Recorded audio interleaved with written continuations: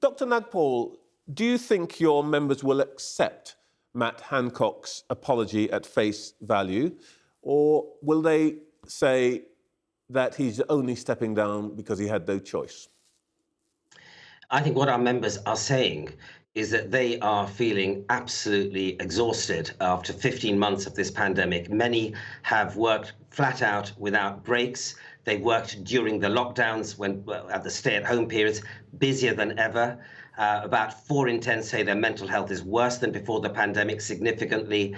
You have about 1 in 3 saying they are going to be retiring the next year, about 1 in 5 saying they'll leave the NHS or reduce their hours. And remember, this is on the back of about 8,500 unfilled doctor vacancies, about 80,000 vacancies in the NHS that have been unfilled. Now, this comes at a time when the new Health Secretary was going to see a baptism of fire. He won't have the luxury of a phased handover. He'll have to make every day count. We're facing, as you've said, a record 5+ million patients on waiting lists, and that includes about 400,000 who've been waiting more than 12 months. And that doesn't include about 20 million patients who were not seen in outpatient clinics last year. So we really do have not an issue of a backlog crisis of care, because many of those patients will become more ill as time goes on. Many of them have health conditions which, if they're not treated promptly, will become more serious.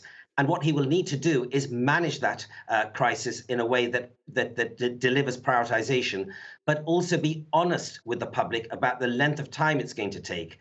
And as a health secretary and a former chancellor, he's going to need to negotiate the resources that the NHS needs. The government has not costed for the several billions of pounds that are going to be needed to address this backlog. So he'll have to do that as well. Dr. Nagpaul, we'll come to the issue of resources in a moment, but Mr Javid will be talking to the press probably within the next hour or so. What's the most important thing you want to hear from him this morning?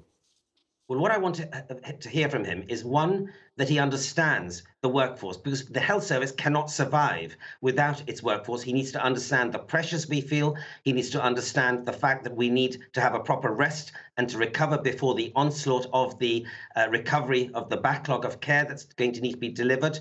And he needs to value us. And he will have to also address the issues around pay and the derisory 1% uplift that has, distressed a lot of the workforce in terms of not feeling valued. But the other thing he's going to logistically need to deliver on is the vaccination program, because we are still in the midst of a pandemic. We have spiraling numbers of cases now, over 18,000 yesterday, new cases. We are actually seeing increases in hospitalization, not at the level of before, but it is impacting on hospitals at the moment. And he's going to have to get up to speed and make sure that the adult population, tens of millions of which have not yet been vaccinated, get vaccinated in the coming weeks. It's a huge challenge. Let's take a couple of those points. The backlog. Other than saying he recognises how hard everybody's worked, the problems of morale, outlining the numbers involved in, what does he have to do? What do you want him to say he's going to do to fix that? So what he needs to do is, first of all, retain the workforce. He needs to he needs to speak to the British Medical Association, the Royal College of Nursing. What signal would convince you that that's happening? Okay. Well, one would be to be honest with the public of the scale of work, so that he doesn't just put arbitrary targets that we just somehow can magic up delivering care and clear the backlog in the next few months. That just isn't going to happen. He needs to make sure that there are issues such as rest facilities. 40% of doctors say they don't even have a place to rest in hospital. He needs to make sure that we can take leave, we can recover, and then that we have a prioritization program where those patients who need to be seen first are seen first, and that he puts in place the logistics to make that happen. He needs to also make sure that we are valued, both in terms of the terms and conditions we work in, but also pay. And he needs to retain the workforce, and also, I should mention, do much more with the retired workforce who are willing to come and help. The government did not avail of the retired workforce last year. They need to do that now, especially at this critical time. That's interesting, because I was going to say, we want rest, we want recognition of the pressure that people have been under.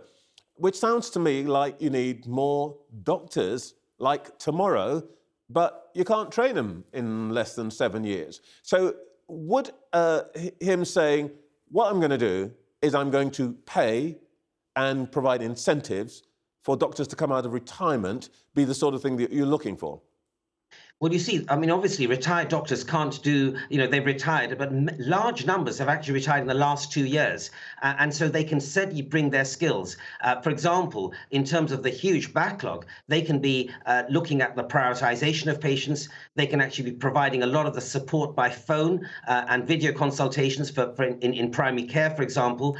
But you're absolutely right. Ultimately, we have been running a health service that are tens of thousands of doctors short and tens of thousands of nurses short, and that recruitment won't be able to be delivered immediately. But obviously what he has to commit to is a training program that delivers that in the years to come. The other thing that I'd like to say is that we also have large numbers of doctors who come from overseas to the UK, and at the moment there are considerable hurdles and obstacles that are preventing them coming here, and they're going to other nations. We need to make sure that as a country, we're offering those doctors who want to come and work here the ability to do so, and to not be and to value their contribution to the NHS. Many come here for training because they need postgraduate qualifications from centres of excellence in the UK, and at the moment many are being deterred from coming due to certain bureaucratic obstacles that need to be addressed. Dr. Nagpaul, that's clear. It's more immigrant doctors, more doctors who may have retired who can help, perhaps, do things. You talked about pay.